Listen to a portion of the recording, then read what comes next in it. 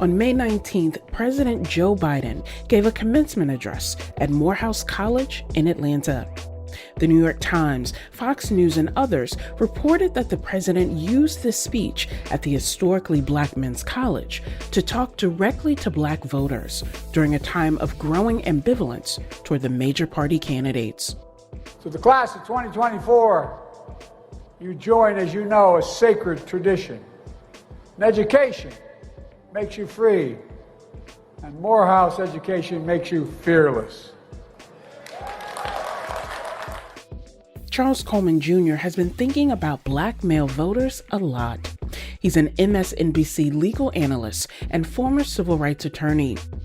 Earlier this year, he co-hosted an hour-long program called Black Men in America, Road to 2024. Oftentimes the image of Black men in America is one where we have to either be completely in lockstep with one another or oftentimes at odds. And this was a conversation that showed we don't always have to agree, but that has nothing to do with the fact that I still see you as my brother. And that was super important. This is Disrupted. I'm Kalila Brown-Dean. Today we hear two different perspectives on voting ahead of the 2024 election. Later, we'll learn about the barriers to voting that some Native Americans face. But first, Charles Coleman Jr. Back in March, I interviewed Coleman about how Black voters can make a difference in their communities. The conversation was hosted by the Legacy Foundation of Hartford. I asked Charles to share a little bit about his own journey. My journey led me to a prep school in Westchester, New York, Hackley School, where I went to high school, and after that, Howard University, which literally changed my life. I think that the journey of everything that I've experienced since law school, also at Howard University, has made things, it's crystallized things for me in such a way that is easily shareable and transferable. And what I mean by that is it's actually quite simple. I had some things that went my way, and I had some things that did not. And like all of us, you're going to have some things that go your way, and you're going to have some things that do not. And the key, especially for our young people, when I talk to them about that, is to understand all of the things, each of the things, everything worked out. And it will if you keep going. I don't know many, I would challenge you, we're roughly in the same age group. We don't know, collectively, we cannot name 9, I'm not even going to 10, we cannot name 9 Black men who we know who consistently and repeatedly dedicate time on a regular basis to enriching the lives of Black boys that they're not related to or getting paid for. That is a problem. I bring it up only to say that when you talk about our young men, what they have seen, what they experience, what they believe is possible, it's all a function of exposure. People say, well, you know, I'm a coach and I have no qualms against youth sports. I'm a product of youth sports. I played basketball at Howard University because of youth sports. It is something that is character building and I'm thankful for it. But when people say, because every other block has an AAU team or Pop Warner program, oh, well, you know, you got to meet the kids where they at. You got to do what they want to do. They're kids. They're going to do what they tell you, what you tell them to do. And if you expose them to more, they're going to want to do more. And that is something that we have to really lean into as a community. It's not a knock on folks, because I don't want to turn away people who are already engaged, but it is the understanding that through exposure, the futures you just talked about will be reached for and grasped and attained by more and more of our young people if we have people who are willing to actually expose them to them. Let me push you on that, because one of the people that I have the most admiration for is a man named Kevin Mayed.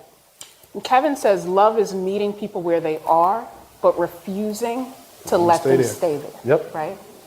And so much of your mission and your work has been talking about Black men and boys, and making the argument in some ways that Black men are both hyper visible and invisible in this society. And not just in elections, but day to day. Why do you think that focus is so critical in this moment, to say by investing in Black men and boys, we don't do that to the detriment of Black women and Black girls, but we build stronger together? See, the idea is, the trick bag is that we can't do both. That's the trick bag. The trick bag is to make us to believe that somehow that by creating opportunities that support spaces for the development of Black boys, that we somehow cannot do the same for Black girls or vice versa. And what that does is that engages us in a cycle of competition for resources among one another. The truth is that if any segment of our community is not engaged, it is seen but not heard from, the entire community suffers. There's a new report that says that 40% of young men of color in Connecticut will be disconnected or disengaged at some point. So disconnected from education, disconnected from work, disconnected from all the opportunities that allow them to just be and make those choices. And there will be people who will listen to your remarks, listen to this conversation and say, look, we're in agreement, but tell me what we do, right? And that's a lot to put on your shoulders, but I'm going to ask you anyway, right? What are action steps that people can take so that we can make those investments and commitments and be able to, frankly, take a step back and watch our young people thrive? That's a great question, even as it is gargantuan. One of the things that is often misconstrued is that our boys and our young people and some of our men don't have the language tools to communicate. And I'm oftentimes challenged by that, not as someone who does communicate or can communicate, but perhaps it's not necessarily a communication problem, maybe it's a listening problem. I think that there is a lot of talking at, around, and about our young men that excludes talking to them. They can tell you what ails them if you know how to listen. So the very first step is understanding how you might need to refine, we might need to refine our listening skills when it comes to hearing our boys, hearing our men, hearing our young men. So much of that disengagement that you talk about comes from two reasons. Number one, wanting to be heard and understood and not feeling like there are safe spaces that exist where that takes place. So you then withdraw, you self-select what spaces you are going to engage because you have already experienced they don't want to hear me when I go here. They tell me to be quiet. They tell me to shut up. They tell me to stop talking. So I stop talking. So I think that on a very basic level, if you are a parent, if you are connected to schools, systems of education, you should be very much so concerned with what are the spaces that really allow for our young men just to exist. Are there spaces like that? Is there a designated time? If so, what does that look like? And if not, how can we create one? All right. Again, thinking about what it is that we can do individually. That makes sense. Now, on a policy level, I think unquestionably, when you talk about political ideology, when you talk about what it is to be a serious people, there is a need to apply pressure. And I said, I like scrunch my face up because I mean, apply pressure to those people who are putting leaflets under our doors, knocking on our neighborhood, signs up, yard signs, applying pressure. It is not us necessarily, it's not on us necessarily to, we may be educated, but we're not policy experts, but we can ask questions. I shouldn't have to write a piece of legislation if you're coming to me asking for my vote in order for you to be able to tell me what you're going to do to address the achievement gap as it relates to black boys in this state. You should have that answer. And if you want my vote, when you come back to me, because I'm not giving it to you now, you should have an answer for that. That's what applying pressure looks like. So I think that there are levels to that. I think it starts with what can I do? And then what can I expect most reasonably from others, or demand for that matter, from others that they do to begin to address that. We are already in the 2024 election cycle. And as you mentioned, we see the two presumptive nominees who on no indicator look like the American people, right? And there are a lot of people talking about age. I'm talking about background, experience in those ways. And yet, with all that's happening at the national level, so much of what you just said applies at the local and state level. That's exactly right. So that people stop allowing candidates to come into their churches and their houses of worship with empty promises and leaving with nothing other than a photo op. And then after the election, you don't see that. Talk about it. Again, right? If you are talking to someone who's a new voter, too often in our community, number one, the conversation is not sophisticated enough. It simply is, go vote. What does that mean? What does that mean? Why? For what? That's number one, all right? There's an entire political system that you can participate in on a multitude of levels that needs to be explained so that you understand why you're participating. Your ancestors died for the right to vote. I don't dispute this. But it is a bad argument for someone in 2024 because you do not understand. That is a ritualistic thing. If you want to vote as a matter of practice, you do so with intention. If LeBron James wants to improve his jump shots, he goes to the gym, he picks a spot, and he continues to shoot. Why? Because he's intentionally looking to improve that aspect of his game. He doesn't just walk in the gym and start throwing up the ball and saying, hope it goes in. And so for us and our engagement, it has to be much more intentional and a matter of practice, where we get into the practice of, I'm doing this because I want to affect this particular result.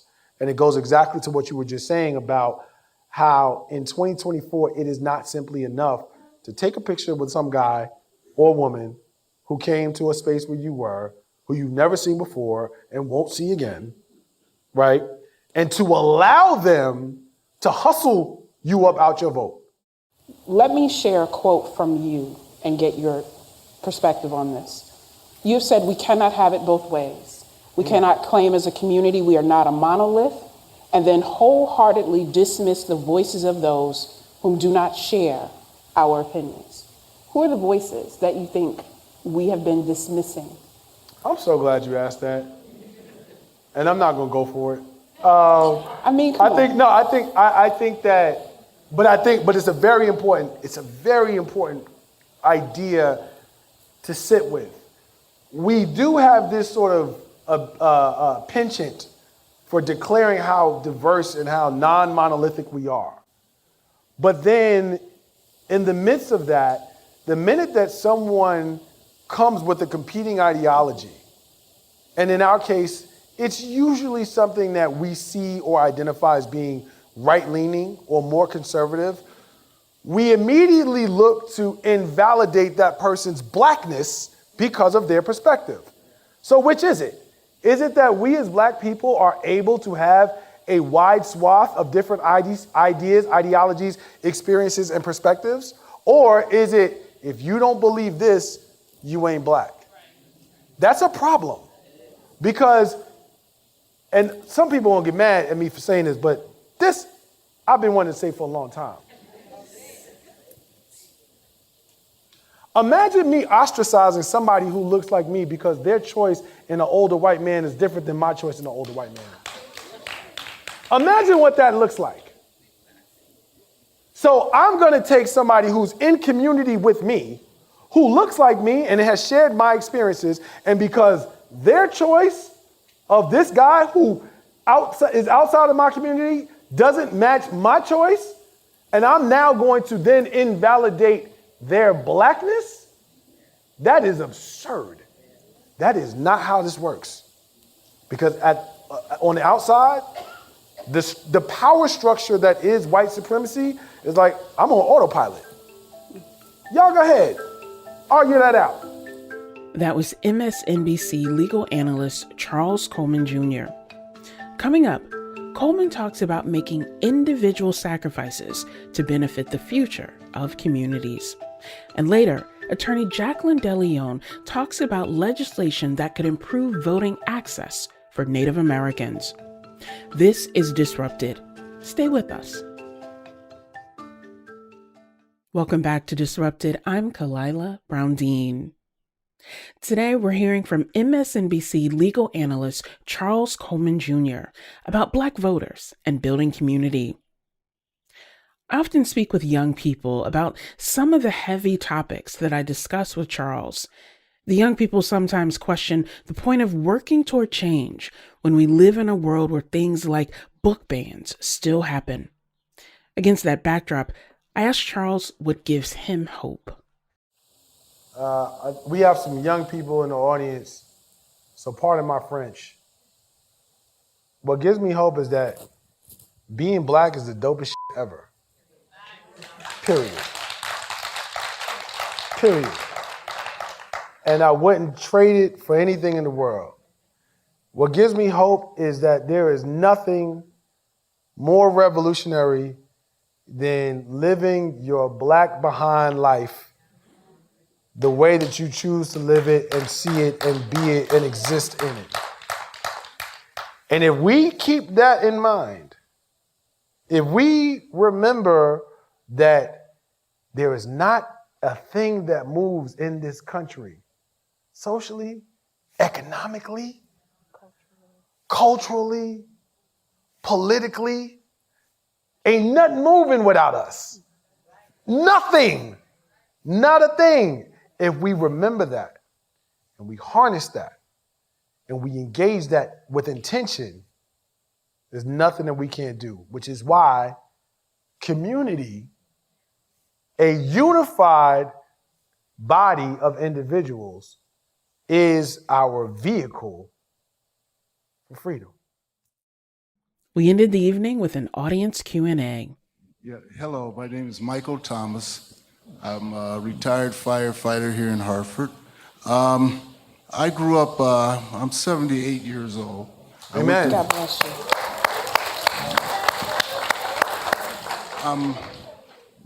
I'm military. I was a Marine during Vietnam. You know, a lot of us don't remember that a lot of our men during that time died. They took our men from this country. They made sure that we went backwards in that area. I just want to know, do the young men know what we lost? You know, they don't even understand that war. They don't understand the Second World War. They don't understand none of those wars that took our black men and killed them so we could not do anything. During the 60s, we happened to, you're saying Dr. King, all those people struggled, and a lot of them did, but they took some of us and took us to a war that we had to fight for. I just want to know, should we still feel that way about this country that I felt when I went to war? I wasn't going to war for nobody. I was going to war for my mother and father. Your testimony, brother, encapsulates the experience of what it is to be black in America. And when you have this conversation about what it is to be a patriot in this country, it's very layered and very complicated. But far be it from me to suggest how someone should feel about something. I do want to address a question that you asked, and I'm hoping it wasn't rhetorical. You said, do these young people know what we lost? Mm. We cannot assume that they know what we didn't tell them. Yeah. Yeah. And so it is imperative upon each and every one of us, for a number of reasons, to make sure that we are passing down the information that we know and have about our families and our communities. I'll just add, when I thank you for your service in that way. Every time I walk into my home, I look at my mantle, and there are 2 flags in cases. One is for my father, one is for my father-in-law. Both fought in Vietnam, both came home. Neither came back the same person who went. And so when I think about what we owe them in that honor, it is creating more spaces for intergenerational conversation that is not just saying, do what I say, right, but being honest about the pain that it took to get there. Because we can have nice degrees and lapel pins and every organizational affiliation on the car and summer on the Vineyard or Sag Harbor, but if we don't tell those stories, that's right, then we don't have that kind of shared respect. So thank you for reminding us of the need to do that. We have one more here. Thank you. And please say your name. My name is Vader.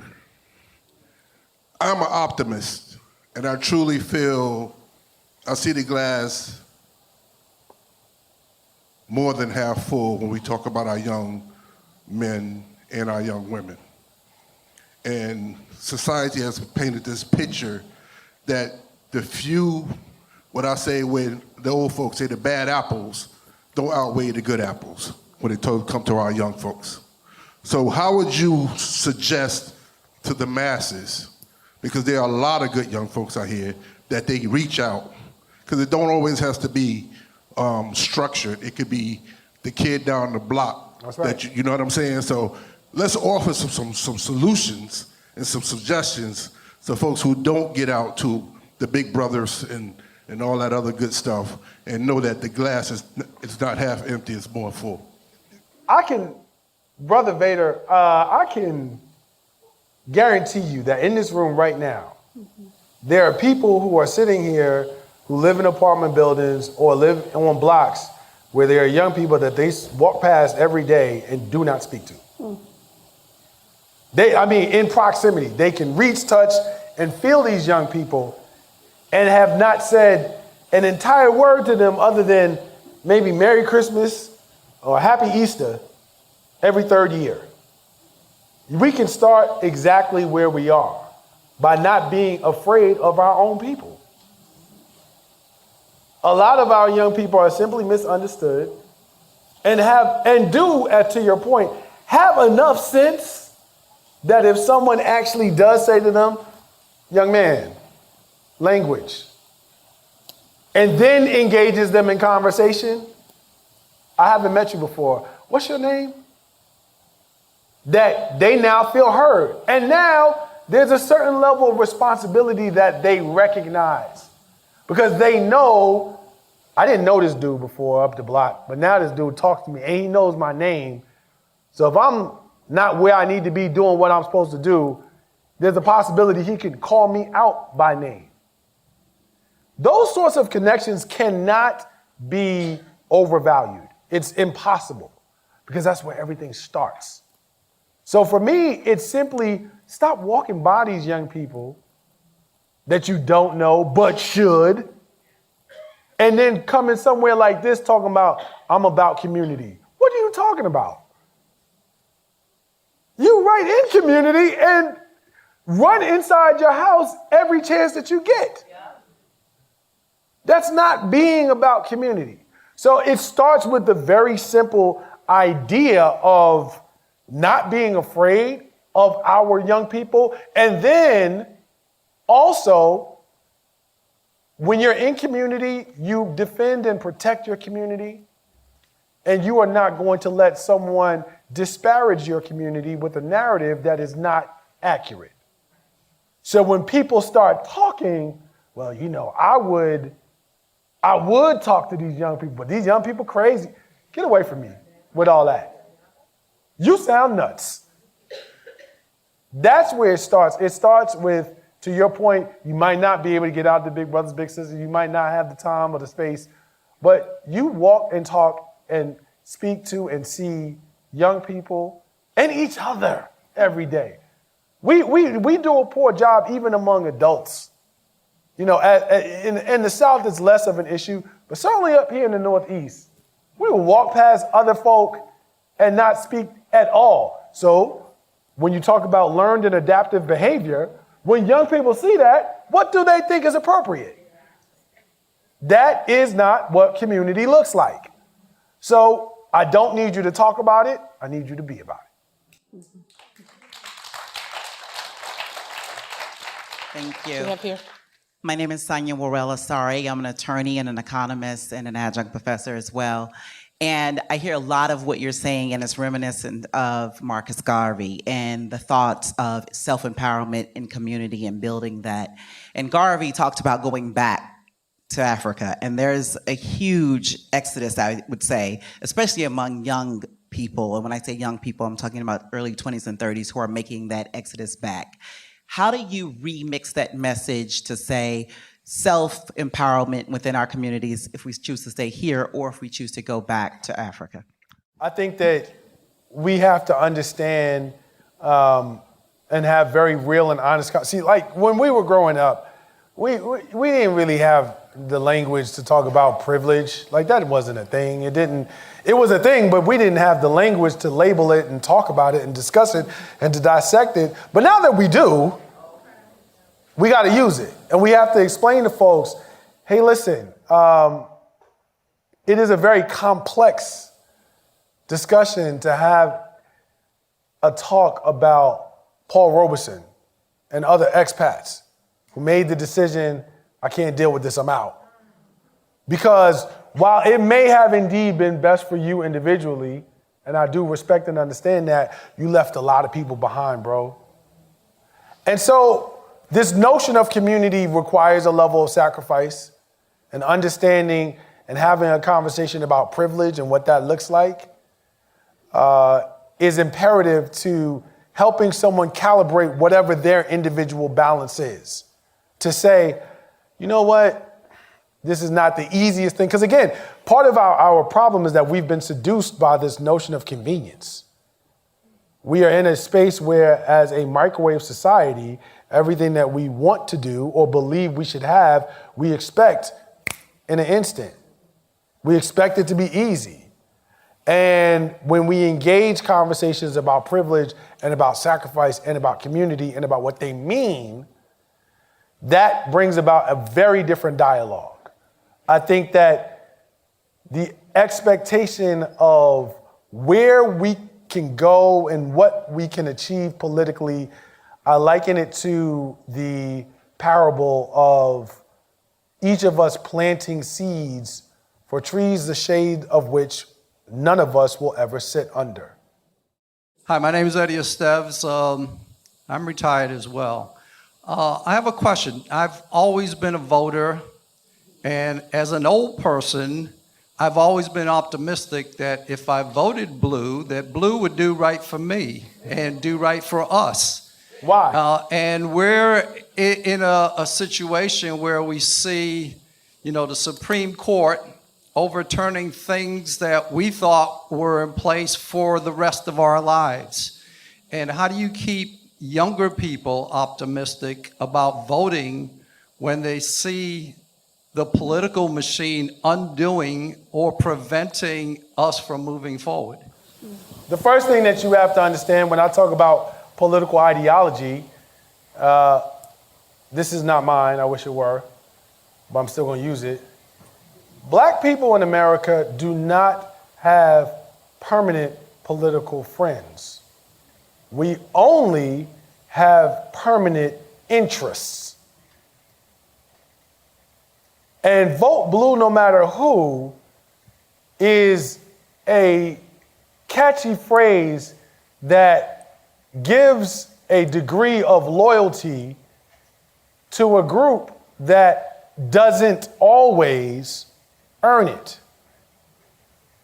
If your vote is as powerful as you say, if the act of voting is as meaningful as you say, why wouldn't you make folk work for it?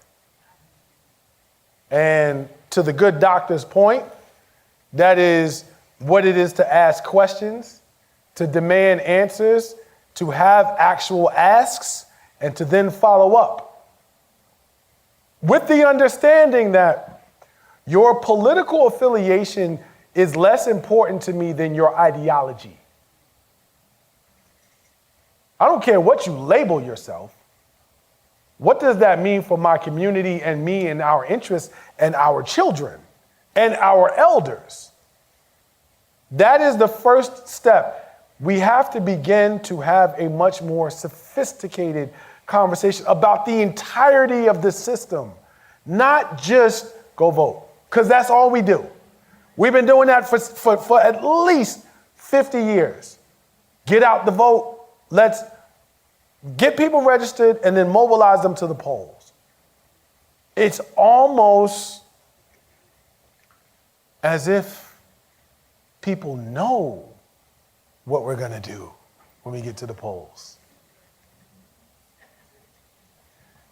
When we begin to really think about the system in terms of being intentional in what we can do, as opposed to sort of just being passive participants, when we begin to think about how we get and apply pressure to the system so that it does things for us as opposed to waiting for things to happen to us or reacting to things that happen to us, that's when we will really be able to demonstrate, to your question, to new voters, to young people, to new people who are active in civic engagement, what this whole thing is all about. Well, oftentimes our choices are the lesser of two evils. And for as long as we give away our vote, they're going to stay that way. That was MSNBC legal analyst Charles Coleman Jr. Coming up, we'll hear about some of the roadblocks facing Native Americans at the ballot box. This is Disrupted. We'll be right back. Welcome back to Disrupted. I'm Kalila Brown-Dean. In 2020, the Native American Rights Fund, or NARF, released a report about barriers to political participation faced by Native American voters. The report found that, quote, every barrier imaginable is deployed against Native American voters.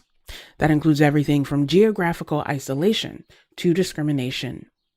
I spoke with Jacqueline DeLeon about the report and what impact these barriers could have on the 2024 election.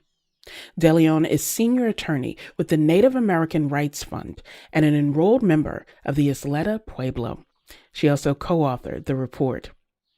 In the conversation, Jacqueline mentions GOTV. It stands for Get Out the Vote. Jacqueline, thank you so much for joining us on Disrupted. Thank you so much for having me. You were co-author of a report called Obstacles at Every Turn, Barriers to Political Participation Faced by Native American Voters. Share with our listeners some of the results of that report, and in particular, the barriers that you were able to identify that many people faced in accessing what we think of as the simplest tool of democracy. So that report was the outgrowth of work done by the Native American Voting Rights Coalition, with which NARF, my organization, the Native American Rights Fund, started in 2015. And what we came to understand was we didn't really even know what all of the barriers were. And so I co-led a series of 9 field hearings across Indian country, asking the question directly, why is it so hard to vote?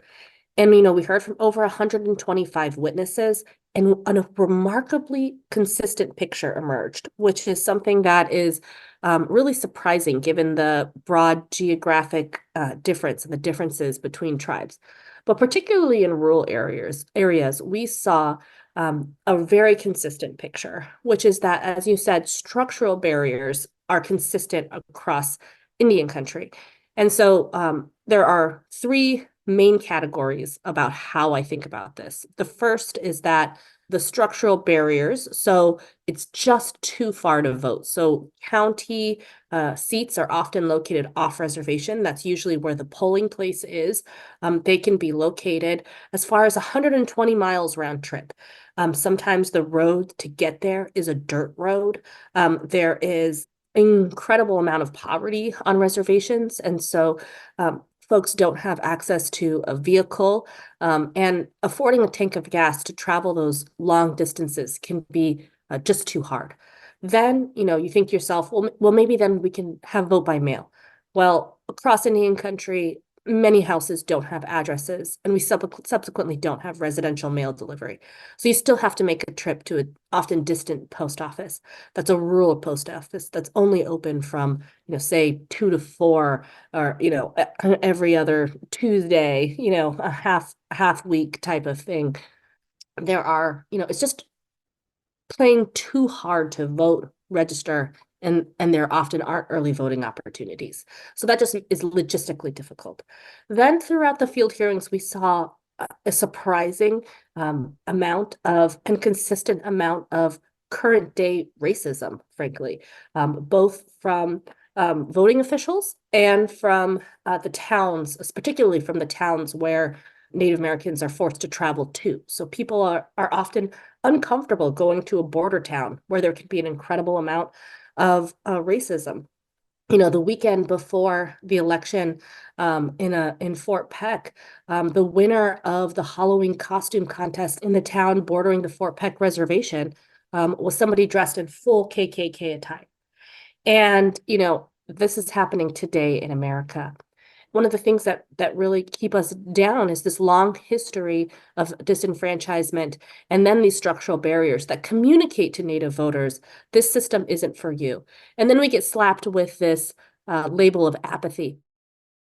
I'm curious, were there particular stories or experiences as you were doing these field interviews that even for a seasoned attorney like you surprised you or infuriated you to push forward even more?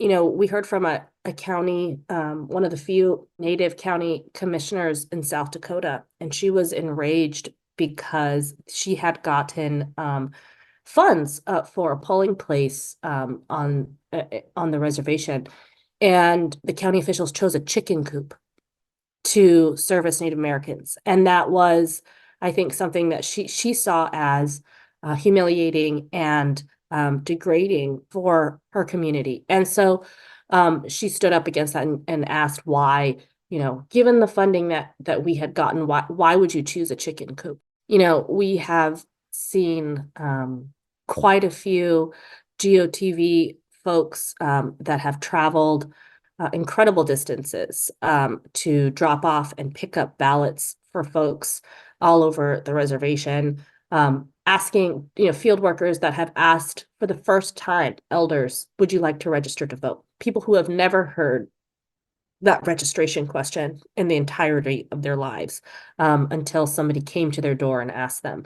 NARF brought a case that we litigated for almost 6 years in North Dakota, where in 2012, the North Dakota tribes there were responsible for electing then Senator Heidi Heitkamp. It was widely recognized that the Native vote pushed them over the edge. And, she won by a margin of about 2,000 votes. The very next legislative session, they passed a bill that required addresses on IDs when they knew that there were Native communities that did not have addresses on those ID, or did not have addresses. And so this was, this to me is a literacy test, right? If you don't have an address, and they're requiring an address of you, and that's a literacy test. And we fought that case for years and years, and right before the election,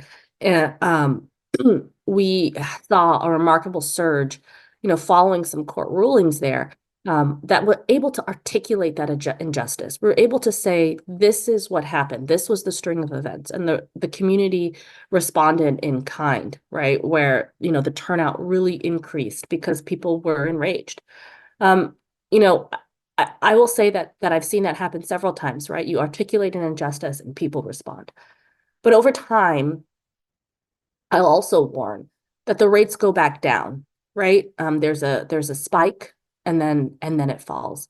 And that's because these structural barriers are a grind. They continue to disenfranchise folks. They continue to just make it too hard, and the resources disappear if there isn't something at stake like a Senate race. We just recognized the 59th anniversary of the Voting Rights Act of 1965, which was intended in its original form to address some of the structural barriers that African Americans and others faced in voting. And then I think, Jacqueline, about the 1972 language extensions that were meant to address the ways that language became a barrier, because those polling places, the voting materials, were not recognizing the diversity of language in this country for people. And yet here we are in 2024, facing many of the same barriers.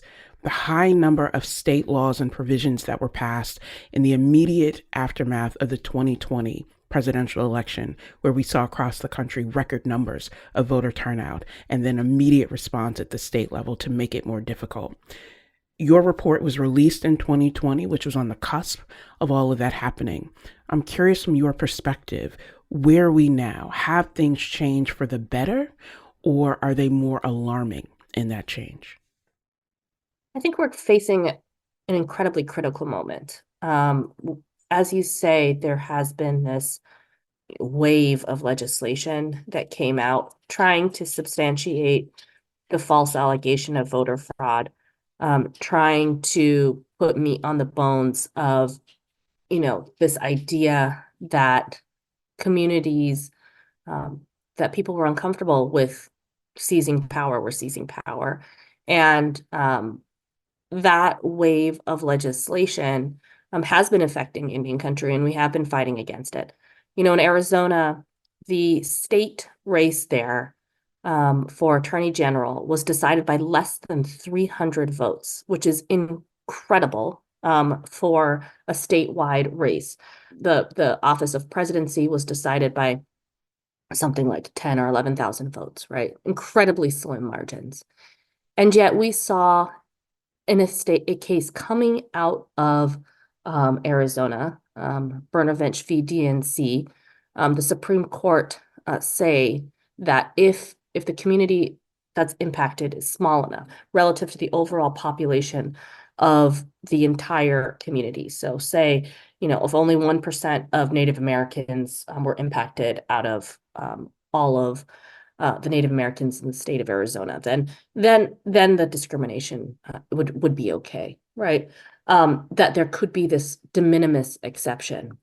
That is a really disturbing position to take when the margins are so low, and that 1% can encompass an entire community, right? And I think that's what we saw. That was a challenge to ballot collection, which is incredibly important to Native American communities because we don't have transportation. There are incredibly long distances, and somebody with an able vehicle comes on and picks up and drop off ballot, or somebody says, hey, you know what, I'll do a mail run for everybody, and drops off the mail, right? And so entire communities were being disenfranchised. And I think that what we're seeing is an assault that occurs in the legislature and backed up by the courts. And so we need a very strong legislative push federally. Again, we need federal protections. It's just like the moment in 1965 when, we said, we understand that discrimination often occurs at a national level. As a nation, we say no. And then we also have the Native American Voting Rights Act, which would directly address these structural barriers. So the things like mandating an on-reservation polling place, mandating that if a tribe doesn't have a residential address for their community, the tribe can designate a building where somebody can use it to register, pick up, and drop off mail, saying that if you're going to have ID provision, you have to accept tribal IDs and you can't require an address. So those are the kinds of things that the Native American Voting Rights Act would do. We need a strong federal response to this moment. When we look across the national level in terms of Native American representation historically in Congress, that originally was dominated by Republican representatives. And then we had the election of people like Deb Haaland, who gave us a more accurate picture of the tremendous diversity that exists within and across Native Americans, just like any other group. But again, I think, Jacqueline, gets overlooked and people get treated as a monolith, and it allows people to ignore the interest. Given that diversity that exists within and across, what is the impact that you think these barriers to Native American voting access could have on the elections that are happening this year in November? Yeah, I want to be very clear that Native Americans, like you say, are not a monolith, right? And we vote across a broad spectrum of candidates that include Republicans, right? Senator Murkowski in Alaska is a known Native champion, in large part because of the Native community that was there to elect her. NAVRA, the Native American Voting Rights Act, was when it was introduced, is bipartisan, right? Tom Cole from Oklahoma was a co-sponsor there. And Native Americans vote for folks, unsurprisingly, that understand sovereignty and are there to protect it, right? It's a policy choice.